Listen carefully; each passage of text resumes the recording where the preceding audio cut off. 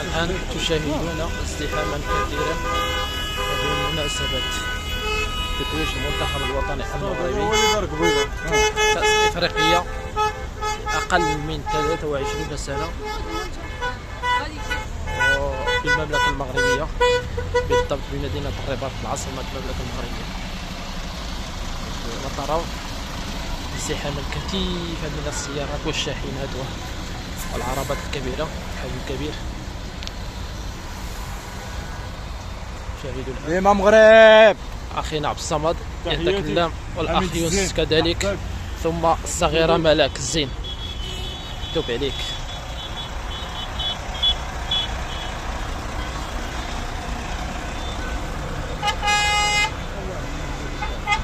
الرباط الجميلة،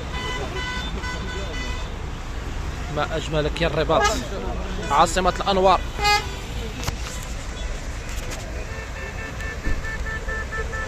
المحطة الطرقية على شكل غواصة من الجيل الخامس.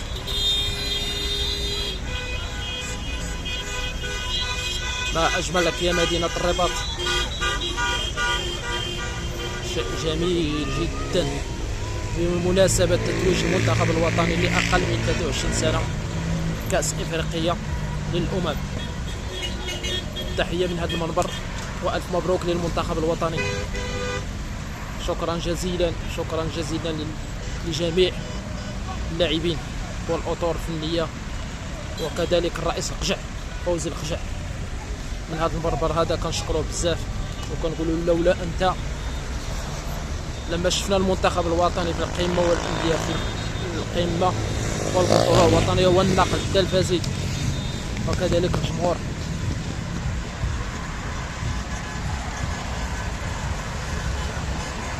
ما شاء الله ما شاء الله ما شاء الله. هنا طريق السيارة الدار البيضاء، محطة الطرقية والمركب الرياضي الأمير مولاي عبد الله.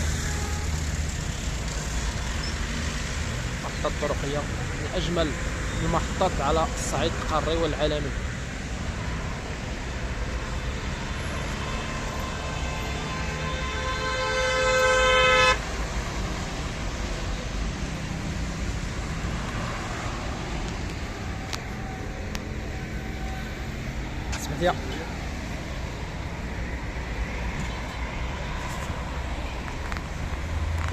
مدينة الرباط، مدينة الأنوار.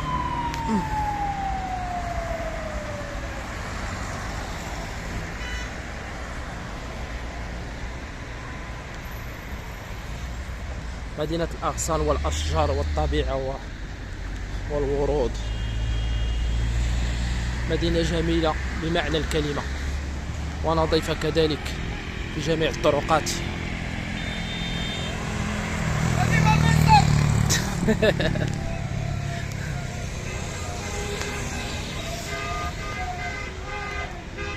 الجماهير المغربية كذلك ناشطة وفرحة الحمد لله على التتويج القاري، وهنيئا مرة ثانية للمنتخب الوطني لأقل من 23 سنة.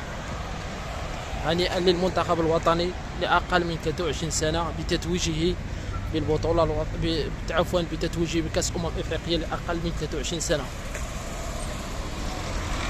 وشكرا.